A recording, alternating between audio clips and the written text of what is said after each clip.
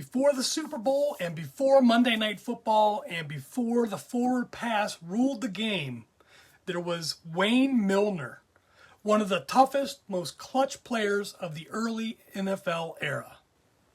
Stick around and join me as we dive into the story of a man who defined grit, courage, and big game brilliance. A legend whose name still echoes in the halls of Canton. And your video starts right now. If you look at this play, what we're trying to get is a seal here and a seal here and try to run this play in the alley. Just keep matriculating the ball down the field, boys. Okay, Millner grew up in Roxbury, Massachusetts. He played high school football at Salem High School, where he earned all-state honors in football during each of his 4 seasons of play. He went on to play for 3 prep schools, including Malvern Preparatory School, until Notre Dame recruited him in 1933. He attended and played college football at the University of Notre Dame from 1933 through 1935, where he earned a reputation for making the play when it mattered most. In 1933, Notre Dame was playing unbeaten Army and trailed 12-6 with 1 minute to play. Then Millner blocked an Army punt and recovered it for a touchdown and gave Notre Dame the win 13-12. In 1935, both Notre Dame and Ohio State University were unbeaten. Notre Dame trailed 13-0, but then scored 2 late touchdowns. Millner then caught a touchdown pass from Bill Shakespeare in the closing seconds to beat Ohio State 18-13 and helped Notre Dame remain undefeated. And here it is, a reverse forward pass. There's Shakespeare fading back again. There it goes. Oh, what a heave. Millner spots it. He leaps high. It's a touchdown.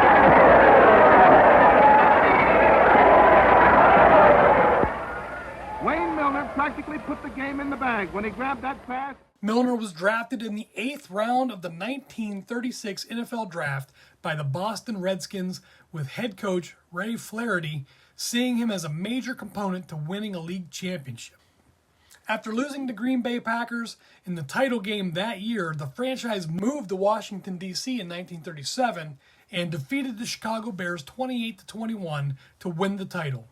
As a tight end and a defensive end, he wasn't just good, he was clutch. In the 1937 NFL Championship, he caught 2 touchdown passes from rookie quarterback Sammy Baugh, helping the Redskins win the title. Millner was a warrior. He played through injuries, often going both ways, offense and defense. This was no era of soft rules or fancy helmets, just brute strength and willpower. Millner entered the United States Navy during World War II and after 3 years away, returned to the Redskins for one final season in 1945 before retiring. During his 7 seasons, he caught 124 passes for 1,578 yards, a 12.7 average, and 12 touchdowns. In 1968, Wayne Millner was enshrined in the Pro Football Hall of Fame. A pioneer of the modern passing game and a prototype for future tight ends, and became only the 3rd Notre Dame player to that point to earn the honor. A touching moment took place during the induction ceremonies when the large crowd there to cheer for former teammate Cliff Battles also chose to give Millner a huge ovation. Millner had only been accompanied by his wife, Sarah. Wayne Millner played in a time when football was raw and unforgiving. He didn't just survive, he thrived. A legend not just of stats, but of heart. Now let's talk about the players' football cards as well. Now, Wayne Millner played during the 1930s, a time when football cards didn't really exist, at least as we know them today. He was still playing when the Ross Jewelry and the Home Laundry matchbooks came out in 1939, 1940, and 41. He had retired after the 1945 season, and his next card didn't come out until 1952 when the Bowman large and small sets came out. He then appeared in the 1958 First Federal Savings Matchbook set. Millner was then enshrined in the Pro Football Hall of Fame in 1968 and wouldn't appear on another true football card until the 1975 Fleer football patches were produced. His next appearance came in 1982 when his Hall of Fame Metallics card was produced, and he then appeared on the 1985 Football Immortals set And his last card came in 1988 in the Swell Greats set. Now obviously Millner is another player that played well before my time and is another NFL legend for whom I do not own any cards. I did, however, do some research to see how many of his cards might have been graded by PSA, and here's what I found out.